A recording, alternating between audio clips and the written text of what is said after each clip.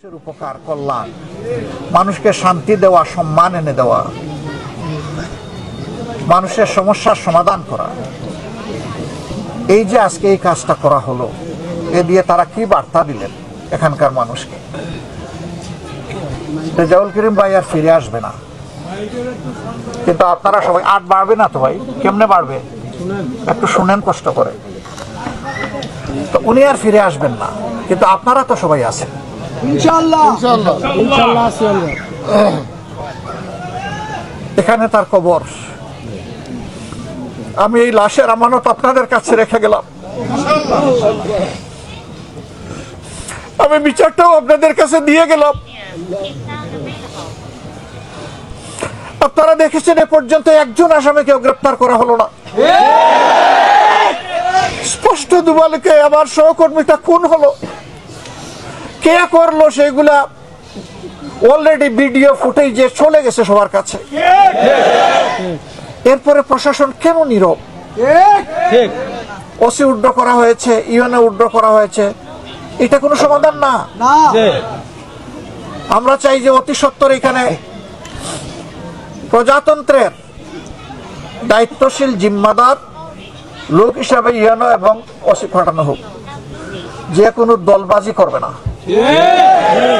আমরা কারো কোনো আনুকূল্য চাই না, আমরা শুধু এতটুকু চাই যে প্রজাতন্ত্রের কর্মচারীরা যার যার জায়গায় তারা অত্যন্ত নিষ্ঠা এবং নিরপেক্ষতার সাথে দায়িত্ব পালন করবেন। আমরা দীর্ঘদিন আমাদের অধিকার থেকে বঞ্চিত ছিলাম, মজলুম ছিলাম, সারা জাতি, শুধু জামাতে ইসলামী না, জামাত একটু বেশি ছিল, এর সাক্ষী আপনারা, কিন্তু সারা জাতিই তো আমরা মজলুম ছিলাম। সেই জুলুমের হাত থেকে এখন আমরা একটু আলোর পথ দেখছি। সেই সময়টা যদি এই ধরনের অবস্থা শুরু হয়ে যায়, তাহলে আগামীর ভবিষ্যৎটা কি? যারা নিজেদের মধ্যে মারামারি করে নিজের মানুষ খুন করেন, আবার আমাদের লোক খুন করা শুরু করেছেন, তারা জাতিকে কি বার্তা দিচ্ছেন? তারা এই বার্তাই তো দিচ্ছেন যে আগামীতে তারা যদি কোনো কায়দায় এই জাতির নেতৃত্বে চলে আসে, তাহলে এই জাতিকে তারা শান্তি দিবে না। আবার খুনের রাজনীতি, আবার ছুপ ছুপ রক্ত আর খাড়ি খাড়ি লাশ সারা বাংলাদেশ পাবে। আপনারা কি এটা চান? আমরা একটা শান্তির বাংলাদেশ চাই, যেই বাংলাদেশে শিশু, কিশোর, কিশোরী, তরুণ, তরুণী, যুবক, যুবতী, প্রৌঢ়, বৃদ্ধ, বৃদ্ধা, সমস্ত মানুষ ইজ্জত এবং নিরাপত্তার সাথে থাকবে। বিশেষ করে আমাদের মায়েদের নিরাপত্তা নিয়ে আমরা বর্তমান পরিস্থিতির উপর শঙ্কিত। কি হুমকি ধুমকি বিভিন্ন জায়গায় কি করা হচ্ছে সাক্ষী আপনারা। এই কয়েকদিন পরে এর প্রতিবাদ করছি। গতকাল আমার টুইটার যেটাকে বলা হতো, এখন এইটাকে এক্স বলে, দুষ্ট চক্র আমার এটা হ্যাক করে মাদের প্রতি অপমানজনক একটা কথা আমার এখান থেকে ছেড়ে দিয়েছে। এরা ডাকাত, এরা কাপুরুষ। আমরা মায়েদের সম্মানকে উঁচু করে তুলে ধরতে চাই, আর ওরা বলে আমার মায়ের কাপড় খুলে নেবে। আমরা পরিষ্কার বলে দিচ্ছি, পুরুষ হোক নারী হোক, সবার ঠিকানা ছিল মায়ের গর্ভ, ঠিকানা ছিল মায়ের বুক। এই মায়ের অসম্মান আমরা বরদাস্ত করব না। মাদের প্রতি আমাদের এই ভালোবাসা এবং এই সম্মানকে যারা কলঙ্কিত করতে চায়, জাতি তাদেরকে ক্ষমা করবে না। আমাদের কর্মকাণ্ডকে যারা ভয় পায়, যারা নীতি দিয়ে, চরিত্র দিয়ে মোকাবেলা করতে পারে না, তারাই কেবল কুরুচিপূর্ণ এই সমস্ত জিনিসের আশ্রয় নিয়ে থাকে। দুনিয়ার মানুষকে বোকা ভাববেন না। আপনিও জ্ঞানী, কিন্তু মানুষও জ্ঞানী।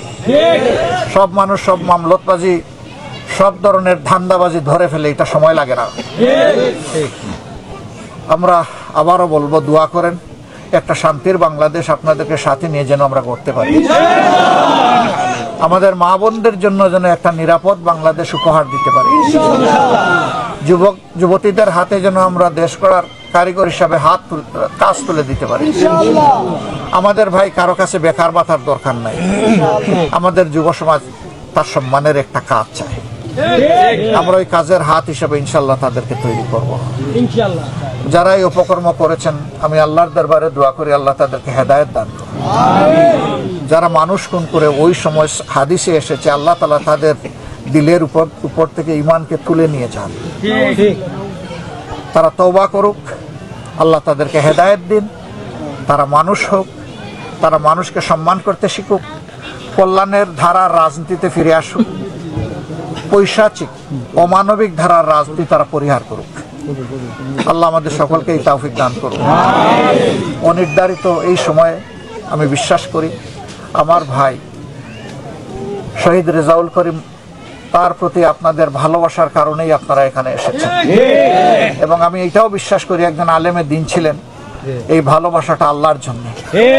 মহান প্রভুর দরবারে দোয়া করি আল্লাহ আপনাদের এই ভালোবাসাকে কবুল করুন।